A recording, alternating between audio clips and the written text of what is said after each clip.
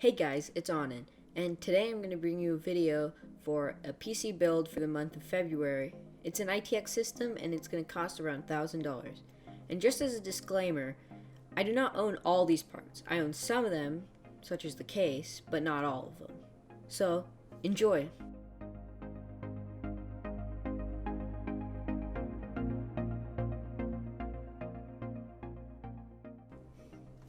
At the heart of every PC build is the CPU. I chose the Intel i5-6500 for a couple of reasons. It's a quad-core, it's Skylake, and it has almost the same performance as an i5-6600K, but with a way better price tag. With any CPU, you need a cooler. You can use the stock one or you can spend some money for an aftermarket one. Since the CPU I chose isn't overclockable, the only reason to buy a CPU cooler is for noise concerns. Otherwise, the stock one is just fine. For the motherboard, I went with the Gigabyte GA-Z170N Wi-Fi.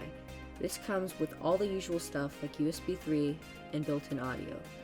But it also has dual-band AC Wi-Fi and a USB Type-C port. I always recommend using Ethernet, but sometimes you don't have access. If you don't need Wi-Fi, there are some cheaper alternatives that you can swap in to save some money. For RAM, I chose a dual-channel 8GB kit of Corsair Vengeance LPX, but any DDR4 kit from a reputable brand like Kingston or Crucial will do.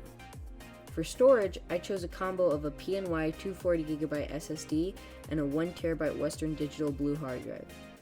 This SSD will give you great boot times for Windows and games, while the hard drive will give you the availability of mass storage. Next is probably the most important part for gamers. The GPU.